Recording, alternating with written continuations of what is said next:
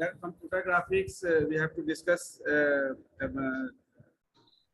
5 or 6 units, and the first unit consists of introductory part of the computer graphics.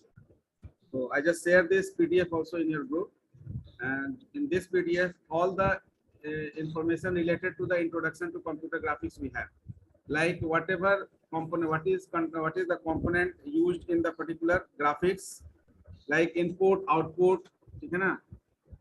Input primitives में हम लोग जो use करते हैं लाइक कीबोर्ड, आउटपुट primitives में वी आर यूजिंग मॉनिटर.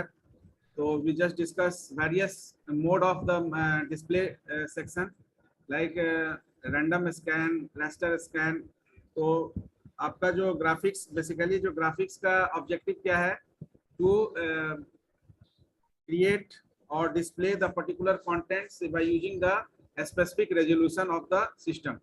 तो अब दो तरह से आप ग्राफिक्स को इम्प्लीमेंट करते हैं. एक तो आपका जो सॉफ्ट मैनर में आप मॉनिटर को देखते हैं, मॉनिटर के ऊपर जो डिस्प्ले होता देखते हैं, और दूसरा जिसको आप प्रिंटर से प्रिंट होता हुआ देखते हैं. यानी हार्ड कॉपी के लिए यू नीड अ प्रिंटर. तो अगेन प्रिंटर के लिए भी आपका जो है स्पेसिफिक ग्राफिक्स रेजोल्यूशंस, आपका स्पेसिफिक पिक्सल्स यूज किया जाता है. तो अब यहाँ पर क्या है, दो तरह का graphics. Actually whatever we see right now, अभी जो हम लोग स्क्रीन पर देख रहे हैं, यहाँ पर भी सर्टेन पिक्सल्स यूज हो रहा है. तो basic element, you can say primary element for graphics is the pixels, and that is known as picture elements. Now how the picture elements is created. Picture elements create करने के लिए basically हम लोग क्या करते हैं, रेजोल्यूशन सेट करते हैं. तो 2D और डायमेंशन में resolution is fixed on the basis of row and column, यानी dots available in row manner and dots available in column manner. तो total number of row and column में जो dots है वो आपका रेजोल्यूशन यानी पिक्सल्स सेट करता है. अब फिजिक्स में जैसे पढ़े हैं कि जितना ज्यादा क्लोज होगा पिक्सल्स, उतना ज्यादा इमेज या टेक्स्ट या किसी भी तरह का ऑब्जेक्ट का क्वालिटी आपका बेहतर होगा. तो ऑब्जेक्ट का क्वालिटी डिपेंड्स करता है inter distance between the pixels of the display section. तो राइट नाउ जो आप देख रहे हैं मॉनिटर के ऊपर, it is the soft view of the particular contents. Whenever you want to see the hard view, यानी कि print out hard copy of the same, then you need another output device in the form of printer. So we just discussed about the input, output, and what is the various form of input and various form of output to imagine the particular object, ठीक है ना, either in soft manner or hard manner. तो basically आप अगर define करना होगा computer graphics तो define कैसे करेंगे. तो it is the art of drawing pictures, lines and charts using the particular computer. अब यहाँ पर आप प्रोग्रामिंग का भी हेल्प लेते हैं, यानी कि whenever you write the program to draw the line using C language, so you are just taking the assistance of programming language. तो again there is also pixel work. आप जो प्रोग्रामिंग करते हैं उसमें भी कोऑर्डिनेट आप मूव करते हैं. तो to draw the line you just translate the particular points.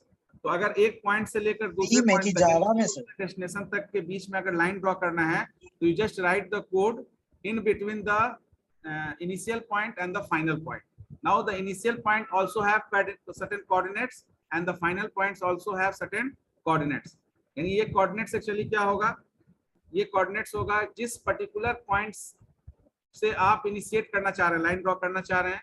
तो जिस पॉइंट से इनिशिएट करना चाह रहे हैं वो पॉइंट किसी ना किसी रो या कॉलम में एग्जिस्ट करता होगा. तो जिस रो और कॉलम में वो एग्जिस्ट करता होगा, that is used for setting the coordinate of that point. And in between two coordinate, यानी इनिशियल पॉइंट और फाइनल पॉइंट के बीच में you have to perform certain transformation. तो transformation in the form of translation. तो एक point से दूसरे पॉइंट पर जाने के लिए आपको नंबर ऑफ पॉइंट्स को कवर करते हुए वहां तक जाना होगा. तो उसके लिए आप क्या लेते हैं, loop. Why you are taking loop? Because you have to enhance x as well as y according to the slope of the particular line. आपका जो लाइन का स्लोप होगा उसके अकॉर्डिंगली आपका y और x दोनों चेंज होगा.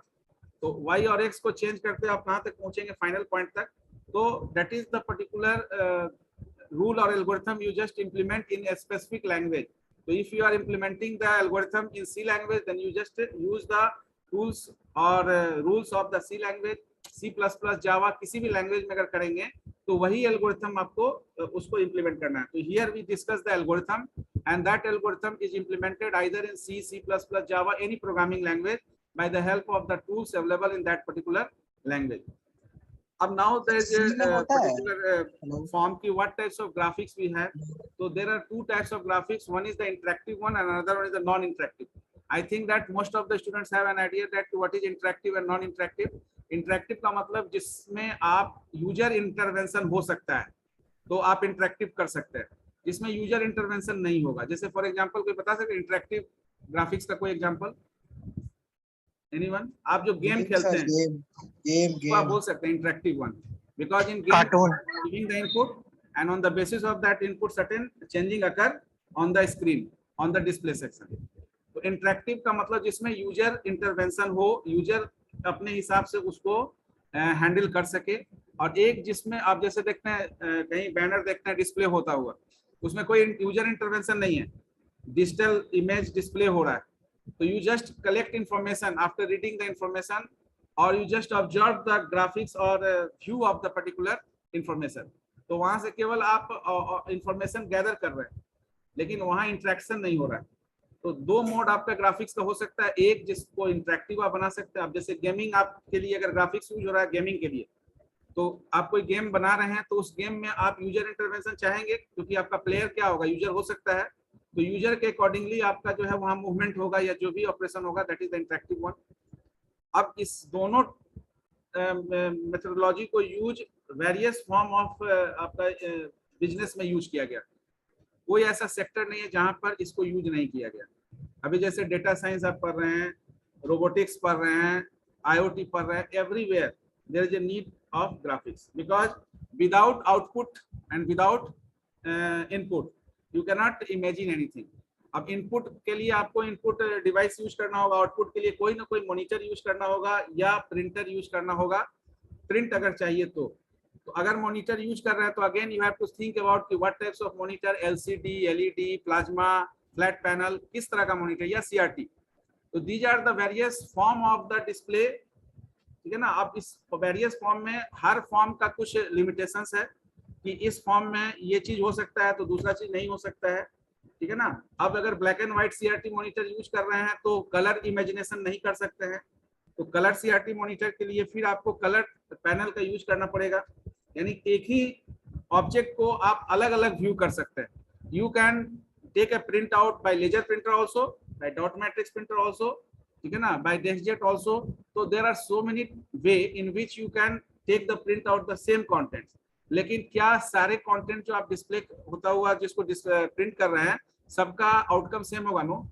डॉट मैट्रिक्स प्रिंटर में there is a gap between the pixels, pixels के बीच में गैप होगा। तो you can easily imagine the gap, आप इमेजिन कर सकते हैं। लेकिन उसी चीज को जब आप लेजर प्रिंटर से प्रिंट कर रहे हैं तो you can not imagine that gap, because that gap is closely available. यानी कि आपका जो पिक्सेल्स है वो ज्यादा क्लोज है, ज्यादा क्लोज होगा तो वो गैप आपको दिखेगा नहीं, इसलिए आपको पिक्चर क्वालिटी अच्छा लगता है। लेकिन अगर मास लेवल में प्रिंटिंग करना है तो dot matrix is better option than the laser और other form of the printing. तो आप देखिए रेलवे रिजर्वेशन अगर टिकट आप देख रहे हैं तो मास प्रिंटिंग का वहां जरूरत है, तो वहां डॉट मैट्रिक्स प्रिंटर यूज हो रहा है। अगर वहां लेजर प्रिंटर यूज होगा तो that is not cost effective. हाँ, आप उसी चीज को यहाँ पे बताए हैं कि इंटरैक्टिव कंप्यूटर ग्राफिक्स जो होगा, दो मॉड्यूल हम लोग देखे, एक इंटरैक्टिव और दूसरा नॉन इंटरैक्टिव। तो इंटरैक्टिव कंप्यूटर ग्राफिक्स में video game controller as an example लिया गया, क्योंकि जो भी आप गेमिंग आप करते हैं उसमें यूजर और कंप्यूटर के बीच में इंटरेक्शन एस्टेब्लिश करना होता है, क्योंकि आपको वहां पर व्यू नहीं करना है केवल, you have to change the view also, because you are the person who give the input and on the basis of that input the view will be change. तो आपका जो गेम का व्यू है वो पोस्चर गेस्चर चेंज होगा, वो according to your input. तो input के लिए प्रोविजन यूजर के लिए होगा तभी वो चेंजिंग अकर हो सकता है। So that is first mode in which the interactive graphics we have. Second mode is the non-interactive computer graphics. यहाँ पे स्क्रीन सेवर्स का एग्जांपल लिया गया है। स्क्रीन सेवर्स आप अपने कंप्यूटर में भी यूज करते हैं। अब स्क्रीन सेवर्स में क्या है कि एक बार आप सेट कर दिए उसके बाद कोई इंटरेक्शन नहीं, बीच बीच में उसमें मॉडिफाई नहीं कर रहे हैं। तो आपका वो जो सेट कर दिया गया, टेक्स्ट कर दिया गया, कोई ऑब्जेक्ट कर दिया गया, वो आपका वो चलते रहेगा। जनरली हम लोग क्या करते हैं, स्लाइड बना दिए और स्लाइड को बहुत सारा स्लाइड ऐड करके और उसको मतलब प्ले करा दिए। अब वो क्या, वो केवल डिस्प्ले हो रहा है, इंफॉर्मेटिक हो गया। अब इंफॉर्मेटिक हो गया, आप केवल ऑब्जर्व कर रहे हैं इंफॉर्मेशन। लेकिन आप चाहें कि इसमें से किसी चीज में हम इनपुट पास कर दें या इसमें किसी तरह का कोई मॉडिफिकेशन कर दें या हमारे इनपुट को ये ले सके, ऐसा कोई प्रोविजन नहीं होगा। तो इसलिए स्क्रीन सेवर को एग्जाम्पल लिया गया है, जिसमें आपका इमेज प्रोड्यूस तो हो रहा है लेकिन यूजर के पास ऐसा प्रिविलेज नहीं है कि यूजर उसमें किसी तरह का मॉडिफिकेशन कर सके। Now implementation point of view से अगर देखा जाए तो ऐसा कोई एरिया नहीं है जहां पर ग्राफिक्स का यूज नहीं है। अब ग्राफिक्स को बेसिकली ऐसे समझना है कि आपका जो भी स्क्रीन है, अब यहाँ पर ग्राफिक्स को जनरली लोग ये समझते हैं कि मॉनिटर केवल ग्राफिक्स से रिलेटेड है, लेकिन मॉनिटर नहीं है। आगे हम लोग डिस्कस करेंगे। Monitor is used as an output primitives. तो आउटपुट प्रिमिटिव्स में केवल मॉनिटर नहीं है, आपका प्रिंटर भी आता है, ठीक है ना। हाँ, आप जब प्रोग्रामिंग करते हैं तो उसमें आईओ स्ट्रीम या studio.h लिखते हैं तो स्टैंडर्ड इनपुट आउटपुट में कीबोर्ड और मॉनिटर को रखते हैं। लेकिन other than standard input output devices are there which is also used whenever you want to access anything. तो अब आप हार्ड कॉपी मॉनिटर से नहीं निकाल सकते हैं, प्रिंटर का जरूरत पड़ेगा। लेकिन हर सॉफ्ट कॉपी का हार्ड कॉपी आपको चाहिए ये भी जरूरी नहीं है। तो जिसका हार्ड कॉपी चाहिए तब प्रिंटर का अटैचमेंट का जरूरत है। Otherwise you can use the monitor itself to view each and every changing on the particular object. अब nowadays we are using computer aided design, like you are making a presentation, आप presentation बना रहे हैं तो उस presentation में you just use text, object, ठीक है ना, image, chart, graphs, यानी कि so many form of the object you have। text के फॉर्म में हो सकता है, इमेज के फॉर्म में हो सकता है ऑब्जेक्ट आपका जो है चार्ट ग्राफ के फॉर्म में हो सकता है, किसी एक्सेल सीट के फॉर्म में हो सकता है, वर्ड सीट के फॉर्म में हो सकता है, वर्ड प्रोसेसर हो सकता है। तो किसी भी तरह के प्रोसेसर को आप इम्बेड कर सकते हैं, एक्सेल का भी कोई फाइल इम्बेड कर सकते हैं। तो हर जगह आपको पिक्सेल्स चाहिए। अगर आप एक पर्टिकुलर पॉइंट पर अगर आप प्रेजेंटेशन बना रहे हैं तो जो स्लाइड है उस स्लाइड में स्पेसिफिक एरिया में ही कोई यूज करेंगे। जैसे अब पूरे स्क्रीन को आप देख रहे हैं, पूरे स्क्रीन में कुछ पार्ट आपका जो है वो टूल्स और अदर सेक्शन के लिए है यहाँ पर इस पीडीएफ में, बाकी सेक्शंस आपका जो है वो टेक्स्ट होल्ड कर रहा है। तो स्लाइड प्रेजेंटेशन में भी आपका जो पूरा एरिया है उसमें सर्टेन एरिया में आप जो है पर्टिकुलर ऑब्जेक्ट को प्लेस करते हैं। जैसे कोई यूजर इंटरफेस बेस कोई प्रोग्रामिंग लैंग्वेज की है अभी? .NET अभी नहीं हुआ है ना, कौन सी है? पाइथन में सर हम लोग का आवाज नहीं जा रहा है। उसमें आप प्लेस किए होंगे ऑब्जेक्ट को, ऑब्जेक्ट का इंटरफेस बनाया ना जीयूआई। कॉल कर दो सर। नहीं हुआ था, ठीक है। .NET इस सेमेस्टर में .NET है ना, तो इन .NET और इन जावा ऑल्सो, जावा में तो किए होंगे।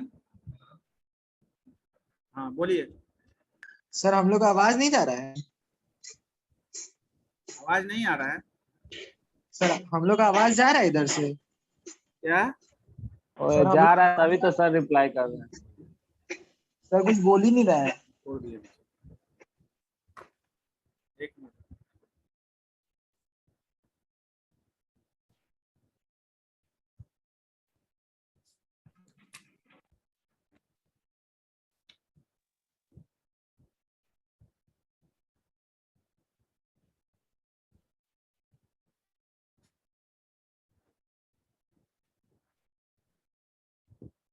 अब आ रहा है, अब आ रही है आवाज तो हम लोग का तो आप हम लोग का आवाज आ रहा है कि नहीं सर? आपका तो आ रहा है। तो सर आप कुछ बोल ही नहीं रहे हैं। हम बोल नहीं रहे तो तुम कैसे रिस्पॉन्ड कर रहे हो कि आपका आवाज आ रहा है, मेरा आवाज आ रहा है? अरे सर हम कितना कुछ बोले पूछे भावे से सर। अभी आ रहा है सर आपका आवाज हम लोग के पास आ रहा है, हम लोग का आवाज जा नहीं रहा है, इसलिए सर आप कुछ बोल ही नहीं रहे हैं। नहीं, अब आ रहा है आपका भी आवाज, आप बोलिए। इसका नाम क्लास में लेते रहिए 15-20 बार, तभी इसको लगता है। अच्छा ठीक। एप्लीकेशंस में basically whenever you are using display section, अगर मॉनिटर यूज कर रहे हैं तो ऐसा कोई एरिया नहीं है जहाँ बिना मॉनिटर के बिना प्रिंटर के अभी कोई आप चीज इमेजिन कर सकते हैं। तो you are using the graphics component whenever you are introducing any project. कोई भी प्रोजेक्ट कर रहे हैं तो first applications the listed is here computer aided design. तो किसी भी तरह का आप जैसे सिमुलेटर यूज कर रहे हैं आप, यानी कोई भी सिमुलेटर, CCNA में सिमुलेटर यूज किए होंगे आप राउटर कॉन्फ़िगर करने के लिए सिमुलेटर यूज किए होंगे। अब उसका आर्किटेक्चर डिजाइन करना है तो कंप्यूटर एडेड डिजाइन आपका जो है कम समय में ज्यादा आप डिजाइन वर्क कर सकते हैं। जैसे various software we have MATLAB और other Scilab, several applications are also there through which you can design the particular module for the project. अब जैसे आर्किटेक्चर, अगर आर्किटेक्चर किसी हाउस का अगर मैपिंग करना चाहता है तो वो मैटलैब या इस तरह का कोई टूल्स यूज कर सकता है। ग्राफिक्स अगेन वो मैटलैब भी आपका मॉनिटर पिक्सेल्स को यूज करेगा। आप जो ग्राफिक्स यूज करेंगे वो भी किसी डिस्प्ले मॉनिटर के ही ऊपर आपका व्यू होगा। तो again monitor is compulsory object for implementation of that sort of design. तो यहाँ पर एग्जांपल में बिल्डिंग, ऑटोमोबाइल, एयरक्राफ्ट, किसी भी तरह का ऑब्जेक्ट डिजाइन करने के लिए nowadays we are using graphics as a computer aided design. Presentation graphics you already do always whenever you are creating presentation for any topic. तो आप जब PowerPoint presentation बनाते हैं तो केवल आप नहीं बनाते हैं, आपके अलावा भी अलग अलग फील्ड में, यानी फिनेंशियल, स्टैटिस्टिकल, मैनेजरियल, ठीक है ना, प्रोडक्शन, किसी भी एरिया के लोग जब उनको किसी भी तरह का स्ट्रेटजी बनाना होता है तो वो इस प्रेजेंटेशन ग्राफिक सॉफ्टवेयर का इस्तेमाल करते हैं। तो प्रेजेंटेशन ग्राफिक सॉफ्टवेयर में why they are using presentation graphic software in place of Word और Excel, because in presentation graphic software collaboration of various module और कंपोनेंट इज अवेलेबल।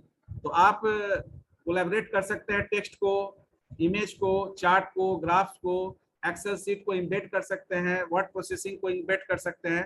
तो नंबर ऑफ कंटेंट्स आप कंपोनेंट को आप add up कर सकते हैं अपने स्लाइड के ऊपर। तो whenever anyone see the particular slide then easily decision is made over the topic. किसी भी टॉपिक से रिलेटेड कोई डिसीजन बनाना है या स्ट्रेटजी को फाइनलाइज करना है तो उसको आप कन्विंसिंग फैक्टर के रूप में यूज कर सकते हैं। यानी कि being end developer, being a programmer, whenever you are making presentation to convince your client or any other person, then by the help of that module or graphical implementation you can easily convince anyone. तो आप पहले, अब जैसे आप अभी final year का project presentation हुआ, तो फाइनल ईयर का प्रोजेक्ट प्रेजेंटेशन हुआ तो उसमें लाइव प्रोजेक्ट लोग रन किए, ठीक है ना। अब लाइव प्रोजेक्ट रन करने से पहले अगर आप पीपीटी बनाते हैं तो पीपीटी में आप process logic, front end, back and, actual objective क्या आपने इसमें किया, इससे क्या बेनिफिट हो सकता है सोसाइटी को, ये सारा मॉड्यूल आप बता सकते हैं। तो आपका क्यूरियोसिटी लाइव प्रोजेक्ट कुछ देखने का बढ़ जाएगा कोई भी यूजर का, क्योंकि आप जब मॉड्यूल को समझाएंगे तो वहां से ये समझ में आएगा कि इस सॉफ्टवेयर या प्रोडक्ट जो बनाया गया इसमें ये फैसिलिटी प्रोवाइड किया गया, तो इसको देखने क्या कैसे ये काम करता है इसको एक बार देखा जाए। तो ये क्यूरियोसिटी बढ़ाने के लिए भी आप पीपीटी प्रेजेंटेशन बनाते हैं ताकि आप हाईली कन्विंस कर पाएं अपने क्लाइंट को। तो कभी भी किसी क्लाइंट के लिए भी कोई क्लाइंट आपको क्यों कोई सॉफ्टवेयर या प्रोडक्ट के लिए साइन करेगा, जब उसको लगेगा कि प्रीवियस या पास्ट में जो आपका वर्क किया हुआ है वो हाईली इफेक्टिव है। तो उसके लिए क्या, आप जैसे कोई आपसे वेब एप्लीकेशन करना चाहेगा तो चाहेगा कि आपने कोई वेबसाइट लॉन्च किया है तो उसका देखा जाए कि आप उसका इंटरफेस कैसे डिजाइन किए हैं। तो you just give the example of so many websites designed by you और मेंटेन्ड बाय यू आल्सो। आप जिसको मेंटेन भी कर रहे हैं, डिजाइन भी किया हुआ, तो उससे क्या होगा, आइडिया मिलेगा क्लाइंट को कि हाँ ये बेहतर वेबसाइट बनाने वाली कंपनी है। तो that website give you the feedback for the that website provide the feedback to the particular client. तो फ्यूचर प्रोजेक्ट या फ्यूचर आपका जो बिजनेस उससे प्रमोट होगा। तो that is the presentation graphic software. You always use this graphic software, हमेशा आप use करते हैं। जब भी कोई आपको अगर कोई टॉपिक दिया गया तो आप उस टॉपिक को हाईली कन्विंस बनाने के लिए वो सारा फैक्टर को उसमें डालेंगे, ठीक है ना। कंप्यूटर आर्ट,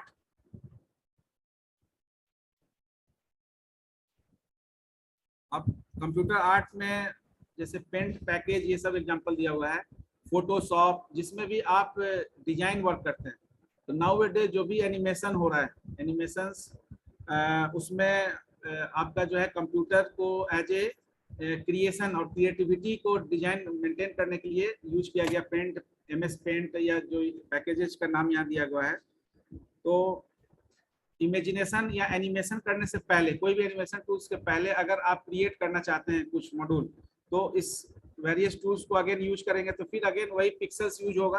तो जब भी पिक्सेल्स यूज होगा तो ग्राफिकल इम्प्लीमेंटेशन वहां पर इन्वॉल्व हो जाएगा, यानी कि for each and every purpose. हाँ बोलिए आशीष राहुल, बोलिए।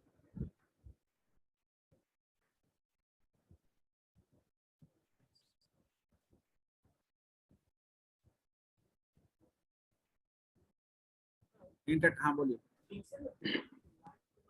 सर आप सर ये सर PDF ही पढ़ाइएगा सर?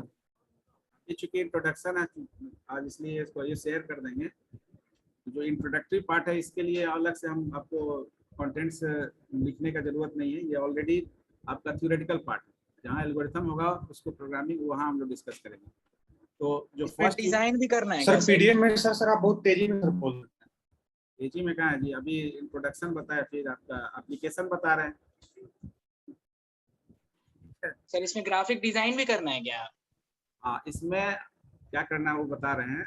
इंट्रोडक्शन में आपको इनपुट आउटपुट प्रिमिटिव्स देखना है। इनपुट प्रिमिटिव्स में जो भी इनपुट डिवाइसेस पढ़े हैं आप, वो सारे डिवाइसेस के बारे में इसमें डिटेल्स है। आउटपुट प्रिमिटिव्स में मॉनिटर और प्रिंटर आता है। मॉनिटर फिर वेरियस टाइप्स का पढ़े हैं, लेकिन यहाँ हम लोग फिर देखेंगे कि कौन सा मैकेनिज्म मॉनिटर में यूज किया जाता है। जैसे CRT मॉनिटर है, तो CRT मॉनिटर में आपका जो है इलेक्ट्रॉन गन यूज होता था।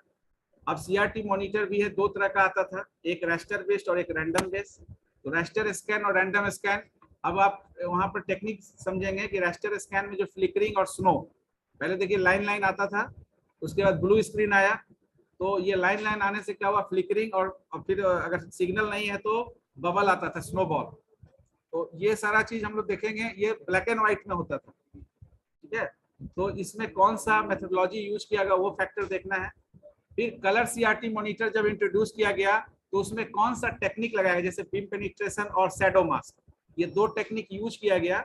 ये all are the theoretical concern, तो इसके लिए अलग से कोई हमको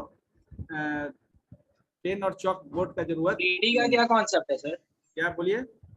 3D का क्या कॉन्सेप्ट है, मतलब हाँ, 3D कैसे दिखता है? अरे अभी जो भी हम लोग डिस्कस करेंगे इनपुट प्रिमिटिव्स के बाद, फिर हम लोग ट्रांसफॉर्मेशन पढ़ेंगे, ठीक है ना। हाँ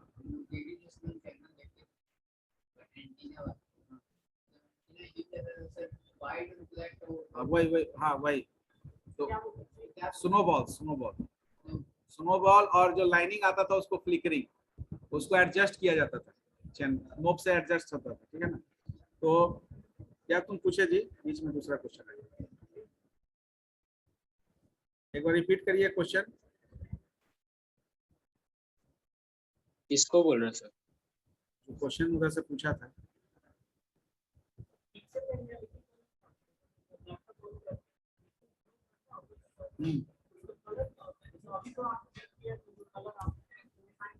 हाँ, रियलिटी कलर डिपेंड करता है इंटेंसिटी पर, ये आपका पिक्सल जनरेट कहाँ से शुरू हुआ है, डिस्प्ले कहाँ से ओरिजिनेट हुआ, उसी के लिए रैंडम स्कैन और रास्टर स्कैन पढ़ते हैं। रास्टर स्कैन में क्या होता है, लाइन बाय लाइन फ्लिकरिंग क्यों होता था, CRT मॉनिटर में फ्लिकरिंग इसलिए होता था क्योंकि लाइन बाय लाइन आपका स्कैनिंग होता था। तो एक टेक्स्ट को लिखने के लिए, जैसे आप डॉट मैट्रिक्स या अभी जाइए टाइपराइटर में प्रिंट होता है कुछ, तो टाइपराइटर में जब आप टाइप करते हैं कोई इमेज को, तो आपका इमेज का जो सबसे टॉप में एक पिक्सल यूज हुआ होगा, उसको एक डॉट प्रिंट करने के बाद फिर एक एक करके नीचे जैसे जैसे रो बाय रो आगे बढ़ेगा वैसे उसका पिक्चर बढ़ता जाएगा। तो ये हुआ रास्टर स्कैन बेस्ड आपका इमेज क्रिएशन। अब इमेज हो, टेक्स्ट हो या किसी तरह का ऑब्जेक्ट हो, उसको क्रिएट करने के लिए लाइन बाय लाइन स्कैनिंग हो रहा है। अब इसमें दो तरह का रिट्रेसिंग उसको पढ़ेंगे, हॉरिजॉन्टल रिट्रेस और वर्टिकल रिट्रेस। हॉरिजॉन्टल रिट्रेस का मतलब हुआ एक लाइन कंप्लीट करने के बाद कर्सर को फिर दूसरे लाइन में आना होगा, तो जितने देर तक दूसरे लाइन में आता है उस वहां पर ऑफ हो जाता है, आपका स्कैनिंग प्रोसेस ऑफ होता है। फिर दूसरे लाइन से फिर लास्ट लाइन, दूसरे लाइन के लास्ट में जाएगा, फिर दूसरा लाइन का लास्ट जब कंप्लीट होगा तो फिर आप तीसरे लाइन में आपका जो है ऑफ होने के बाद आएगा। अब इसी को क्या किया गया कि 1 2 3 जो हो रहा है इसमें गैप बढ़ा दिया गया, यानी 1 के बाद सीधे 3 हो जाए, 3 के बाद सीधे 5 हो जाए। तो क्या होगा, ये इंटरलेस्ट आपका मॉनिटर जब आता था तो उसमें क्या हुआ कि ये गैप को बढ़ा दिया गया। अभी क्या है कि आपको टाइम लगेगा ना, पहला लाइन फिर दूसरा लाइन फिर तीसरा। अगर 50 लाइन हो तो 50 टाइम्स स्कैनिंग होगा। अगर उसको इंटरलेस्ट कर दिया जाए 1 के बाद 3 तो 25 हो जाएगा, आधा हो जाएगा सीधे, क्योंकि एक एक स्किप कर रहा है। और जब पूरा एक स्क्रीन यानी पूरा आपका डिस्प्ले सेक्शन एक बार जब स्कैनिंग हो जाएगा तो लास्ट में जब पॉइंट आएगा तो फिर से वो पॉइंट कहाँ जाएगा, फर्स्ट लाइन में लेफ्ट एंड पॉइंट पर, इनिशियल पॉइंट पर जाएगा, जिसको हम लोग वर्टिकल रिट्रेस बोलते हैं। तो ये रास्टर स्कैन बेस्ड मॉनिटर में ऐसा होता था। रैंडम स्कैन में क्या है कि अगर हमको पिक्चर ड्रॉ करना है पर्टिकुलर एरिया में स्क्रीन के, तो मिडिल में करना है तो सीधे हम फोकस मिडिल को करेंगे, ठीक है ना। जैसे आप डिस्प्ले जब देखते हैं, स्लाइड को देखते हैं, तो स्लाइड में जहां पर आपको ऑब्जेक्ट दिखता है सीधे आपका आई वहां फोकस करता है, व्हाइट एरिया को फोकस नहीं करता। ये क्या है, रैंडम स्कैन। रैंडम स्कैनिंग में आपका जो पिक्सल क्रिएशन डायरेक्ट उस पॉइंट पर होता है जिस पॉइंट से आपको इमेज या ऑब्जेक्ट क्रिएट करना है। अब जैसे अगर ये स्क्रीन है, इस स्क्रीन में मिडिल में कोई आपका ऑब्जेक्ट है, रास्टर स्कैन में क्या होगा, उस ऑब्जेक्ट तक पहुंचने के लिए पहले ऊपर का 25 लाइन जो है स्कैन करना होगा। 26वें लाइन से वो ऑब्जेक्ट बन रहा है, it will take some time. तो इमेज क्रिएशन में भी समय लगता था रास्टर स्कैन में। तो सीआरटी 2 तरह का आता था, रास्टर स्कैन और रैंडम स्कैन। वो इसमें डिटेल्स हम लोग जाएंगे। बेसिकली इस पीडीएफ में आपको इनपुट और आउटपुट प्रिमिटिव्स के बारे में जानकारी मिलेगा, है ना। इनपुट डिवाइसेस जो भी यूज हुआ ग्राफिक्स में, जो भी आउटपुट डिवाइसेस मॉनिटर यूज हुआ, जितने तरह का मॉनिटर यूज हुआ, ठीक है ना, वो सारे तरह का मॉनिटर, और उसमें टेक्निक क्या यूज किया गया, यानी कि डिस्प्ले कराने के लिए कौन सा टेक्निक यूज किया गया, ठीक है ना। कलर के लिए कौन सा टेक्निक यूज किया। अब सीआरटी मॉनिटर है तो कलर सीआरटी मॉनिटर में आपका बीम पेनिट्रेशन या शैडो मास्क, इन दोनों में डिफरेंस क्या था कि बीम पेनिट्रेशन में लिमिटेड कलर आपका जो अपीयर होता था, और शैडो मास्क में रेड ग्रीन और ब्लू आरजीबी कलर। अब आरजीबी कलर 0 से 255 आप जोड़ लीजिए। हर कलर का 0 से 255 इंटेंसिटी होगा, तो हर कलर का इंटेंसिटी जब चेंज होगा तो उसके हिसाब से कलर का इफेक्ट भी चेंज होगा, दिखेगा। अगर हाई इंटेंसिटी पे होगा तीनों कलर तो क्या होगा, अगर red green blue high intensity पे होगा तो कौन सा कलर बनेगा, ब्लैक या व्हाइट। वो याद नहीं है सर। याद नहीं है ब्लैक। तो सर ब्लैक।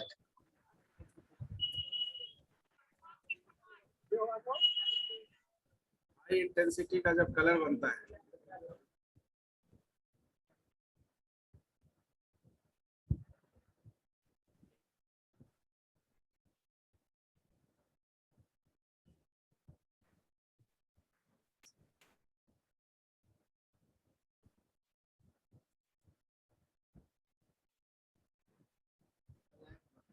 सर इसमें स्कैनर के बारे में भी पढ़ना है क्या? सबके बारे में।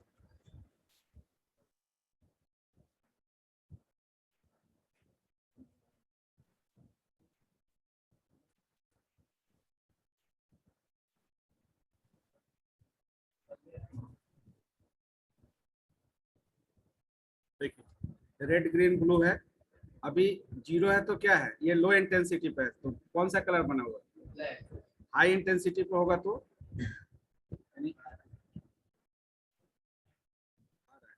हाई इंटेंसिटी का मतलब हुआ 255।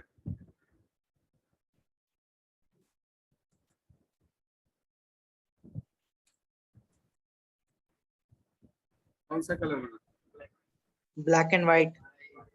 White, complete white. अगर आप हाई इंटेंसिटी यूज कर रहे हैं तीनों कलर का, क्योंकि अभी मेरे पास यही टूल्स है जिससे आपको बता पाएंगे, तो कस्टमाइज टूल्स आप करेंगे। अब जैसे अगर केवल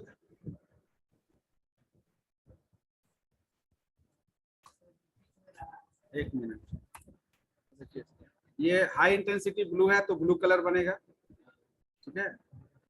अगर केवल आपका ग्रीन रहेगा हाई इंटेंसिटी तो ग्रीन कलर बनेगा, ठीक है ना। तो जो हाई इंटेंसिटी होगा वो सेपरेट कलर बनेगा। तो रेड जब रहेगा तो केवल रेड कलर बनेगा। एक मिनट,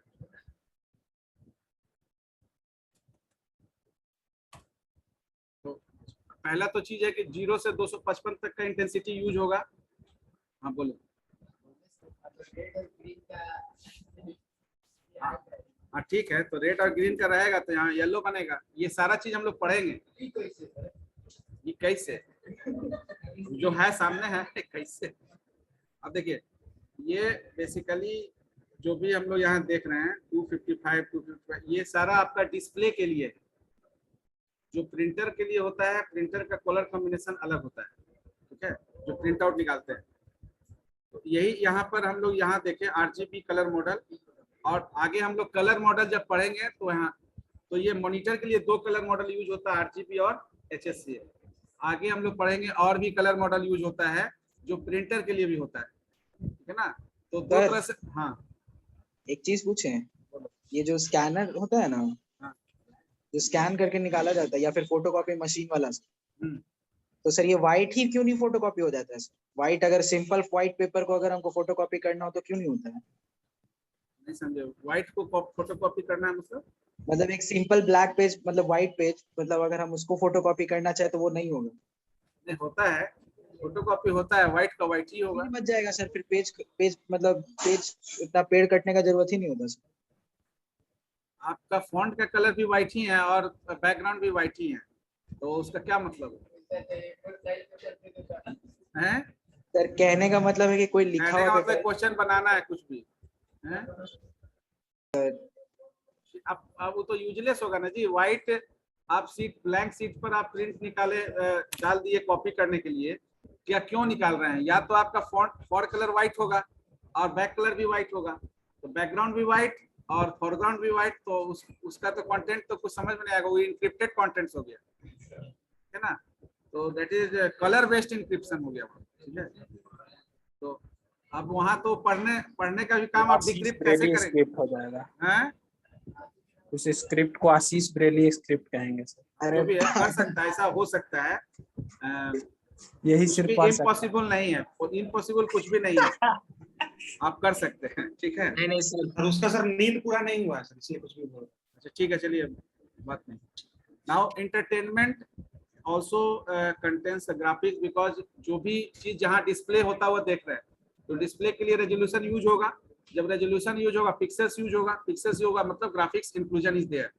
तो एंटरटेनमेंट में भी motion pictures, music, video, television, several resources through which you can entertain yourself.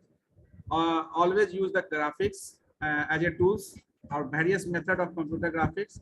Education and training में भी हम लोग अगर देखें तो in education and training also graphic implementation is there, ठीक है ना। अब यहाँ भी graphics क्या है, हमने PDF यूज कर रहे हैं, it is also a form of the graphics, because in Word proper formatting is not done, तो portable document file हमने यूज कर दिया, तो PDF form of the particular, image form of the particular, ठीक है ना। Power point presentation form of the education और training programme, जिसमें PPT बेस्ड आपका ट्रेनिंग दिया जाए, जिसमें आप मॉड्यूल को बता रहे हैं।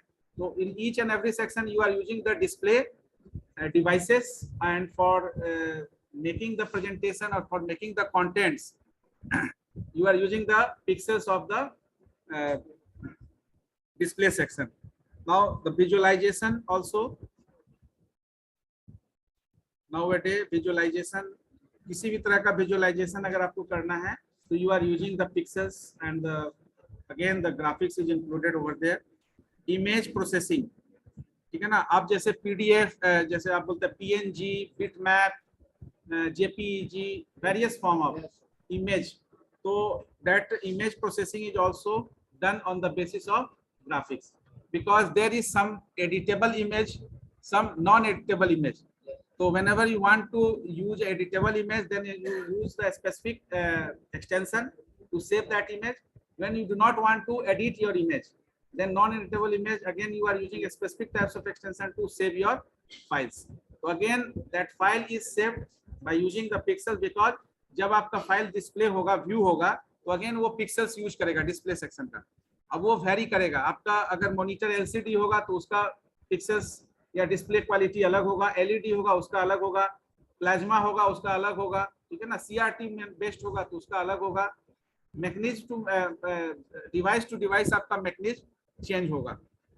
नाउ द GUI, जैसे आप .NET अभी पढ़ रहे हैं, कल से आपका .NET क्लास शुरू होगा, तो in .NET Java whenever in Python also GUI mode जब आप यूज करते हैं तो graphical user interface GUI mode में always graphics is used. Why? Because whenever you set the point pixels को, जब आप किसी पॉइंटर को जब आप ले जाते हैं पॉइंट को किसी पर्टिकुलर पॉइंट पर आइकन बेस्ड, तो आइकन को क्लिक करने के लिए पॉइंट को पॉइंटर सेलेक्ट करते हैं, तो वहां पर ये आपका, हाँ तो जो आप GUI आप इंटरफेस डिजाइन करेंगे, जैसे आप एक फॉर्म डिजाइन कर रहे हैं, तो फॉर्म डिजाइन कर रहे हैं तो फॉर्म में आपका टेक्स्ट होगा, ऑप्शन बटन हो सकता है, आपका लेबल हो सकता है, कमांड हो सकता है, तो ये वेरियस ऑब्जेक्ट्स और controls you want to embed in your form. तो अब ये एम्बेडिंग आप करेंगे तो आप कहाँ करेंगे? सर्टेन पिक्सेल्स पर, यानी आपका जो टेक्स्ट होगा वो किसी कोऑर्डिनेट को यूज कर रहा होगा, यानी कि किसी X और Y कोऑर्डिनेट पर आपका वो टेक्स्ट होगा, किसी दूसरे X1 Y1 पर अगर एक टेक्स्ट है तो एक दूसरा आपका X2 Y2 हो सकता है। अब X1 Y1 का कोई स्पेसिफिक वैल्यू होगा, X जिसको रो को रिप्रेजेंट करेगा, Y आपका कॉलम रिप्रेजेंट करेगा, ठीक है ना। तो again for any types of GUI application you need a pixels, क्योंकि आप जब .NET में काम करेंगे तो बहुत सारा इंटरफेस आप बनाएंगे, when you see the when you print out the particular form, then you will get the details about that pixels, ठीक है ना, whatever object you placed over there। तो जो आप GUI में इंटरफेस बनाएंगे उसमें जो आप कंट्रोल्स यूज करेंगे ऑब्जेक्ट्स, वो जिस पर्टिकुलर कोऑर्डिनेट पर आपका प्लेस होगा उस कोऑर्डिनेट को वहां डिस्प्ले आप प्रिंट आउट में देख पाएंगे। अब आप वहां कोई प्रोग्रामिंग नहीं किए, आप केवल ड्रैग एंड ड्रॉप किए, तो ड्रैग एंड ड्रॉप किए, still you are using the pixels to place the particular control over there. तो जिस पर्टिकुलर पॉइंट को वो आपका ऑब्जेक्ट यूज कर रहा है, उस पॉइंट को आपका डिटेल्स आप वहां पर देख पाएंगे कि एक्स कोऑर्डिनेट में किस पोजीशन पर है, वाई कोऑर्डिनेट में किस पोजीशन पर है। Now machine drawing again,